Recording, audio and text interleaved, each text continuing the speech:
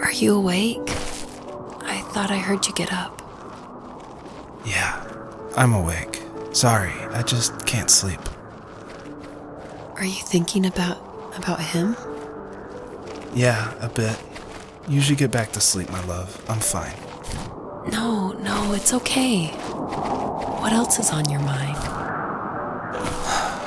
I don't know. It seems weird, but I had one of the most vivid dreams of my life. I saw a fox on a snowy mountain, just looking confused and worried. Those eyes. I can't get those eyes out of my head. She was running in the windy snow, looking for something. Do you think it has to do with you and what's been going on? I don't know. It was just a dream, Rachel. They're not meant to make sense. A lot's happened the past couple days, that's all. Well, if you're not going to sleep anyway, you should tell me. I want to hear. All right. So, not far from her home, she followed that path to something unexpected.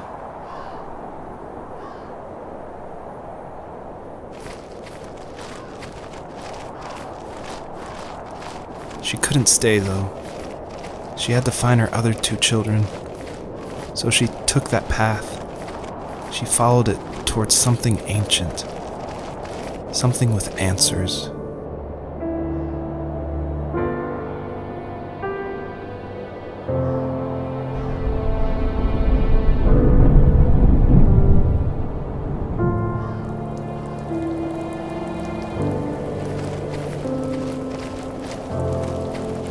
The fox looked high and low, searching for any sign of her cubs.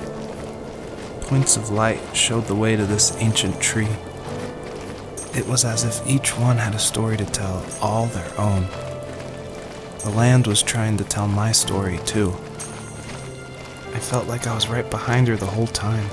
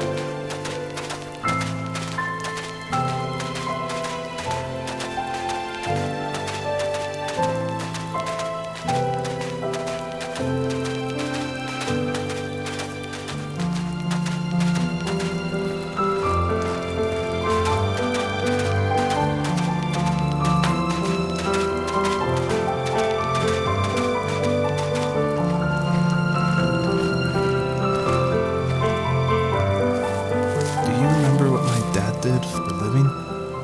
Wasn't he like a lumberjack? That's one way of putting it. If wood was a canvas, then a carving knife was his paintbrush. Even after working a 50-hour week, even after his hands were more splinters than skin, he would bring home the nicest piece of Alaskan weeping cedar and make me toys. That wooden train was the first toy I can remember, and I loved it. I just knew from a young age I was going to be a lumberjack, like my father.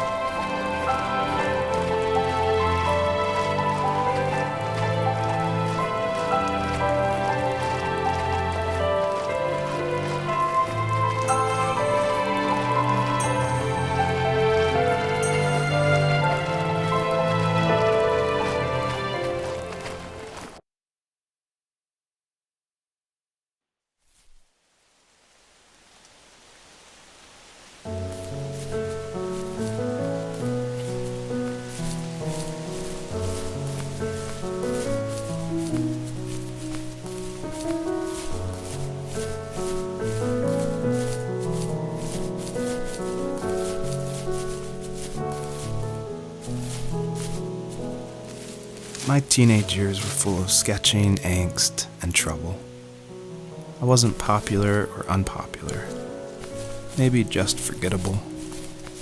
I guess that gave me a sense of freedom, so I hung out with crazy kids, doing crazy things, even though I mostly just watched the chaos ensue. We did it all. Put fireworks in mailboxes, hide roadkill in people's garages, break windows of the barber shop in Anchorage. My dad was furious, but he was so busy working he couldn't do much to stop me from going out. I think being an adult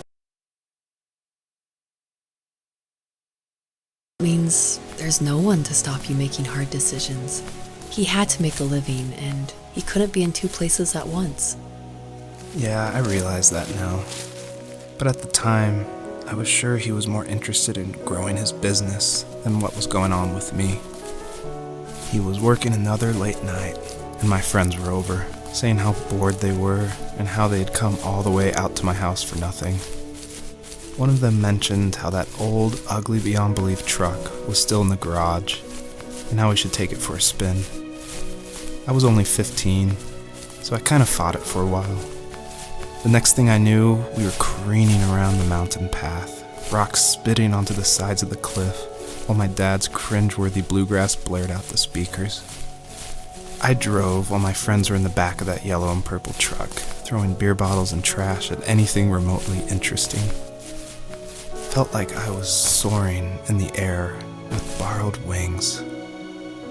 But all good things have endings. A cop outside of Eagle River pulled us over after he saw us in a bottle rocket into someone's yard. What followed was a long night of talking to disappointed adults and feeling smaller than ever.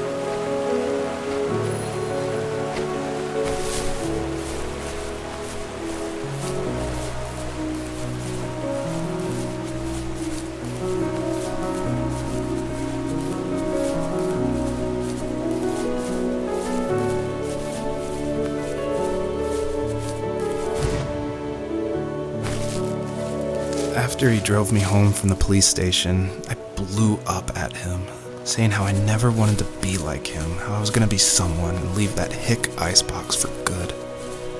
He just looked forward at the road with tired eyes. I took out that bluegrass tape from the cassette deck and chucked it out the window. In my sage teenage wisdom, I thought I had proved the ultimate point. But my dad had a different idea. He slammed the brakes, slowly bowed his head while gripping the steering wheel, and finally looked at me. All he said, like it was a polite request, was, "Make this right." I sat there in silence, fuming, but I eventually got out and combed every square inch of the woods, muttering profanity after profanity. I found it 30 minutes later, near a small waterfall off the road. I went back to the truck, put the wet tape back in, and sure enough it worked. We didn't speak another word to each other the rest of the night. Wow, I knew you were a crazy teenager, but... It's hard to believe, isn't it? It surprises me too. It's like I didn't really know who that kid was back then. I bet my dad thought the same thing over and over. It's almost like he was saying, "Make this right," to himself, more than to me.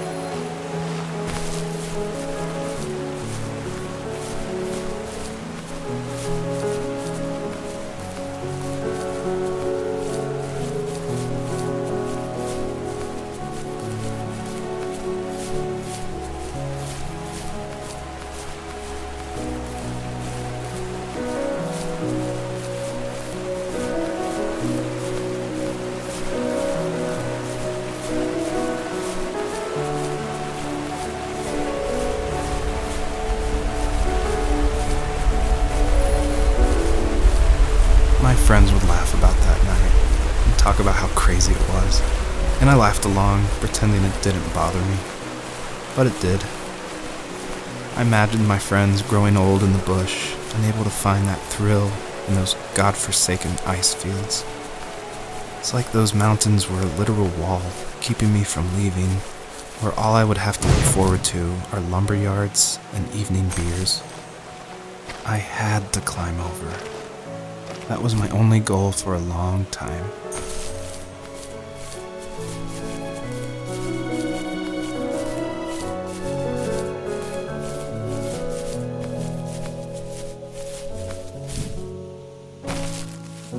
If there was some way I could take my love of drawing and turn it into a way of escape, nothing would make me happier. I wanted to create instead of tearing trees down. I wanted to move to the lower 48, not because I hated it there in Alaska, but I hated the idea of it. It's like all of that spite inside me had created this monster which followed me around my whole teenage years. I put so much energy into doing what others didn't expect of me. Why did I do that? There's one fact you're forgetting, though.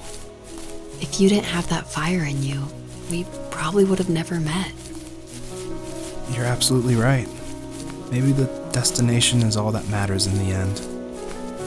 But then why am I awake? Why am I seeing this fox go on her journey? And why can't I stop thinking about my dad?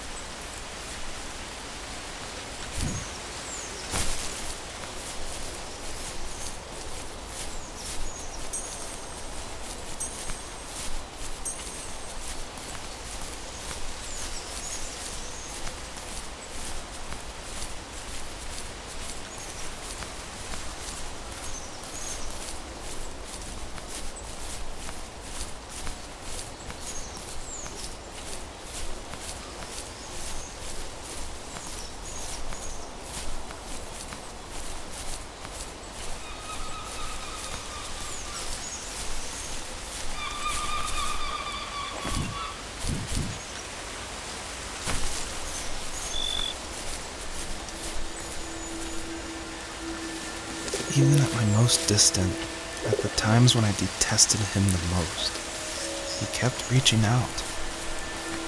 For a year straight, he asked me every week when we were going camping. I thought he was just dense. Eventually, to shut him up, I agreed. We carried out the worn lawn chairs from the garage and set up a cinder block campfire at the site we'd always used behind the house. We walked down the mountain path, talking in the warm sunshine we only got a couple months of the year. Those 3 obsidian rocks shimmered alongside the shore, almost like sparklers pressed against a dark window. I'll never forget that wet stone on my feet, or how those massive mountains looked even bigger in the lake's reflection. I felt small, but grateful. As the sun set, my dad found something I hadn't seen for a long time. The tree where I'd made my first carving when I was 6. I hadn't even carved it. My dad had helped me, but I still called it my tree. Something about seeing my name there made me open up, and we talked about everything that night in that old camouflage tent. I told him how much I loved sketching and design, and how it would be a dream to study architecture in Seattle. I told him how I didn't get along with my friends much anymore, but that I didn't mind being alone. He told me he was there for me, and he joked that if all he had to do was write my name on a tree to finally get me to talk, he would have left me carved logs with novels on them in front of my room every morning. I don't know why it took me that long to realize it, but it was then I knew how much he had sacrificed for me.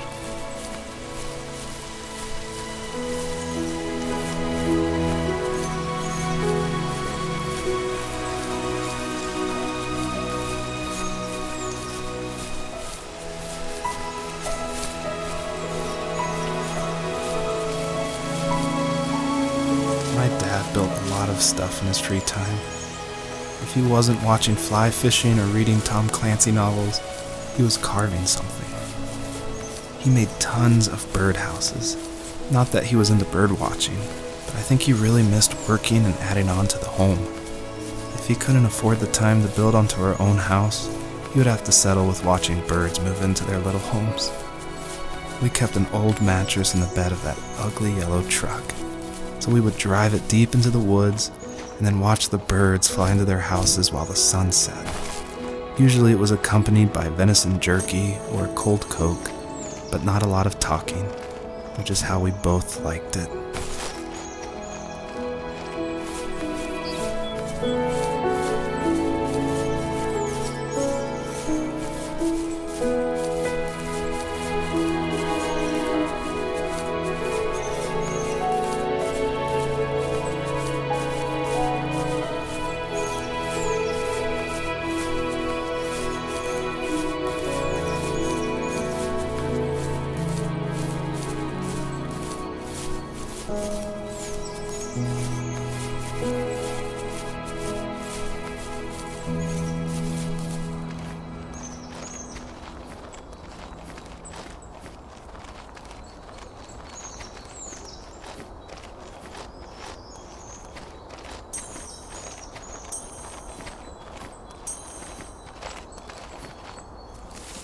We were happiest underneath the evergreens.